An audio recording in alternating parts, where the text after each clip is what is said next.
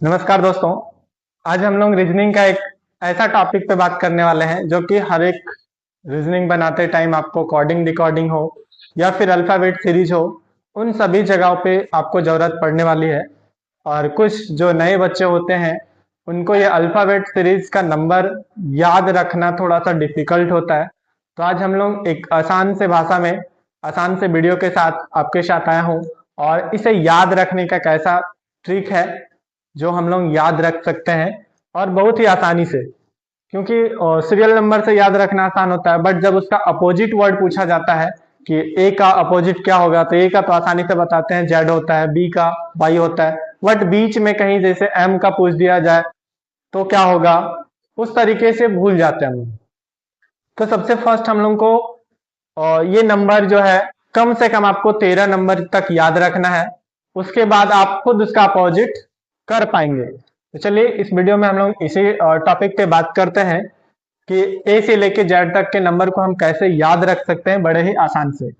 तो आपको सबसे फर्स्ट इस सीरीज में लिखना है कि 13 लेटर ऊपर हो, मतलब एम तक एक साथ लिखना है। फिर वहीं से जहां पे आपका एम खत्म हो रहा है वहीं से एन से स्टार्ट करते हुए ए तक जेड तक आएंगे, और इस सभी के नंबर को हम ऊपर लिखेंगे, जैसे 1 2 3 4 5 6 7 8 9 10 11 12 13, मतलब हमने 13 नंबर तक लिख दिया है।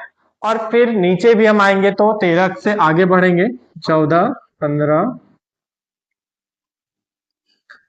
16 17 18 19 20 21 22 23 24 25 26। इस तरीके से आसानी से हमने नंबर इसके नीचे लिख दिया है। अब याद आपको करने का एक, जो आप रीजनिंग बुक अगर पढ़े हैं या फिर कहीं भी पढ़े तो आपको बताया जाता है 5 लेटर आपको याद रखना है। E J O Y, sorry, O T Y, इजोटी। ये 5 लेटर आपको याद करने के लिए बोला जाता है, जिसमें कि ये 5 नंबर पे है, ये 10 नंबर पे है, ये 15 पे है, ये 20 पे है, और ये 25 पे है। इससे क्या होता है, 5 5 का डिस्टेंस हमको पता चल जाता है, और 5 के बाद छठा क्या होगा, सातवां क्या होगा, वो हम आसानी से रख पाते हैं। तो ये भी आसान है कि अगर आप इजोटी याद रखें तो बीच के 5 का नंबर जो है वो आप याद रख पाते हैं। बट ये तो आपको सीरियल नंबर तो याद हो जाता है किसी इजोटी से, बट जब उल्टा शब्द आपको उल्टा अल्फाबेट याद करने के लिए बोला जाता है तो आप याद करने में सोचते हैं कि इसका उल्टा क्या होगा। तो हम लोग देखते हैं एक छोटा सा ट्रिक। जैसे आप ए से जेड याद करते हैं तो ए जेड सबको याद है।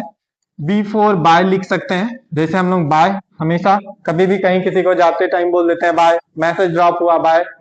तो इस तरीके से हम बी का अपोजिट वाई याद रख सकते हैं। और फिर आगे देखेंगे सी का, तो 6, और 6 याद रख सकते हैं इसको। हमेशा क्रिकेट देखते हैं तो क्रिकेट में आपको याद रखता है 6, तो सी एक्स याद रख सकते हैं। D4, और डी से डब्ल्यू होता है, डी का अपोजिट डब्ल्यू, तो डी डब्ल्यू याद रख सकते हैं।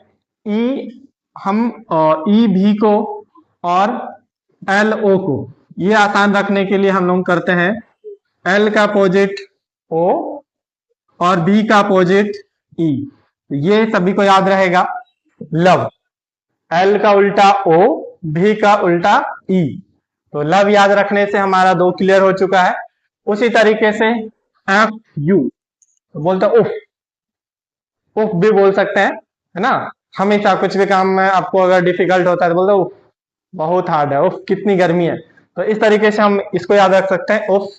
तो एफ का अपोजिट यू या यू के अपोजिट एफ। फिर आप जी को याद रख सकते हैं, जीटी रोड, बहुत सारे जीटी रोड आप याद रख सकते हैं।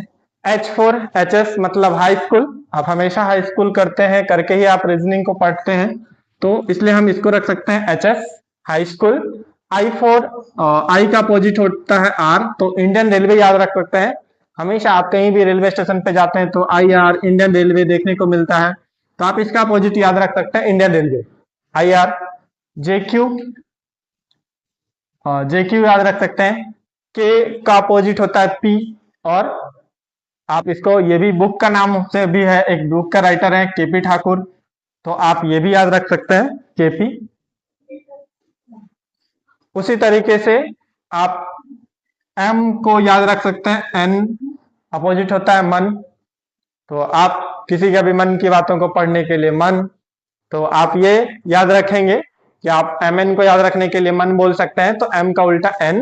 एल, एल का उल्टा आपको हम यहाँ पे याद करा चुके हैं कि आप लव याद रखेंगे तो एल का भी उल्टा अपोजिट हो जाएगा ओ, भी का अपोजिट होगा भी, और बी का अपोजिट ई। तो इस तरीके से आप लव याद रख के कर सकते हैं। उसी तरीके से कुछ कुछ, जैसे अगर आप इजोटी के साथ याद नहीं रख पाते हैं तो कुछ नंबर हम लोग ऐसे भी देखते हैं जो कि हम कुछ अल्फाबेट नंबर को आसानी से रख पाए। कुछ एग्जाम्पल जैसे देखते हैं कि अगर हमको याद रखने में दिक्कत हो रहा है, तो अगर हम एच को देखें तो इसको हम 8 बना सकते हैं, तो इसका नंबर होगा 8। अगर हम एच को देखें तो एच को अगर हम ऊपर भी मिला दें नीचे भी मिला दें तो ये 8 बनता है, तो इसका नंबर भी 8 होता है।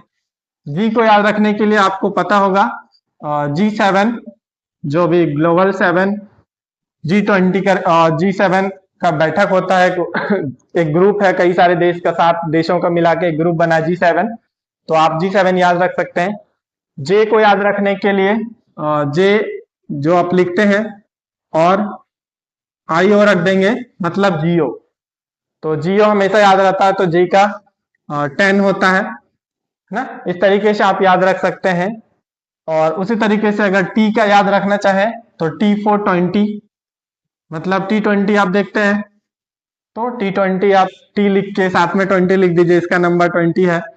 तो इस तरीके से भी आप कुछ नंबर को याद रख सकते हैं। बाकी बात इजोटी है जिससे कि आप आसानी से याद रख सकते हैं। और एक बार अगर आप ये चीज को याद कर लेते हैं तो अल्फाबेट सीरीज और कोडिंग डिकोडिंग बहुत ही आसानी से आपको समझ आने लगता है और आसानी से बनने लगता है, क्योंकि रीजनिंग का सबसे बड़ा इंपॉर्टेंस है एक्यूरेंसी प्लस स्पीड, कि एक्यूरेंसी के साथ स्पीड भी होना चाहिए। अगर आप एक्यूरेंसी बहुत अच्छा है और स्पीड नहीं है तो आपका रीजनिंग बहुत टाइम खाने वाला है। रीजनिंग बराबर ही होता है तर्क शक्ति, कि आपकी सोचने की क्षमता क्या है। आप जितने आसानी से सोचेंगे, जितना जल्दी से किसी टॉपिक को सोच पाएंगे, उतने आसानी से आप सॉल्व कर पाएंगे। तो आशा करते हैं आपको ये वीडियो से ये अल्फाबेट सीरीज याद रखने में आसान होगा। धन्यवाद।